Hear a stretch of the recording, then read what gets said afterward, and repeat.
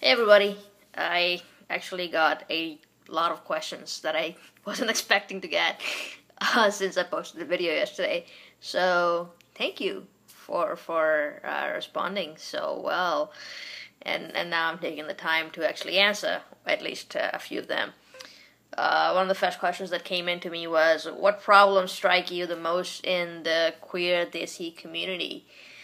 It's an appropriate question.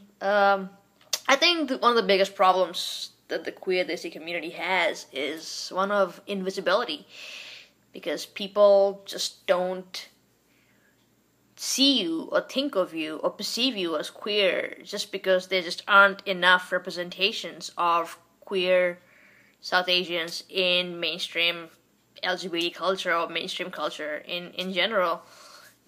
There's Kalinda Sharma from The Good Wife, but she's so devoid and ambiguous when it comes to culture that you just don't see her as a queer Desi. You just see her as a badass, I guess.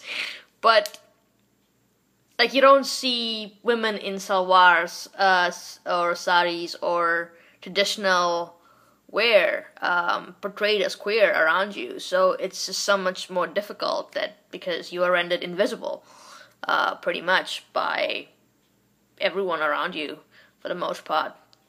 And I mean, stemming from that is the other problem of the fact that you're not part of mainstream LGBT culture, but you're also not really a part of South Asian American culture in whatever that is, really, in this country. And so you spend a lot of time growing up in isolation, or at least I definitely spent a lot of time growing up in isolation because I was always really just aware of my sexual orientation.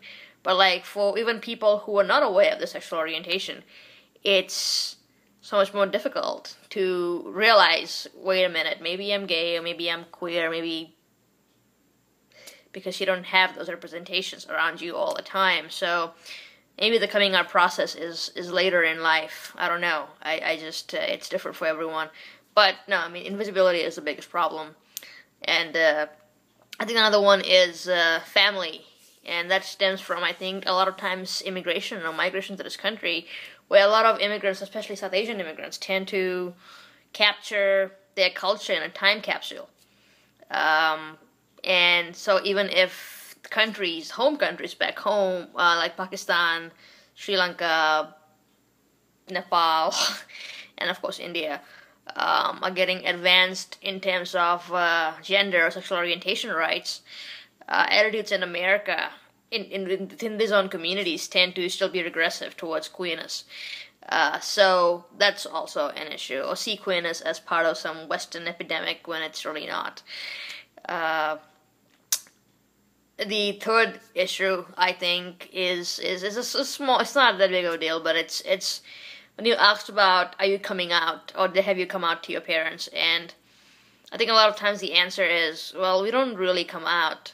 That's not a concept that we really have in queer Desi culture, I think, in terms of the fact that a lot of our parents either know that we are queer, so we never have to say that, and we don't even talk about sexuality at all at home, so this is not a conversation you have with your parents, or that they know because an astrologer or psychic told them. And that's happened in my case, and it's happened in a lot of other cases I've heard.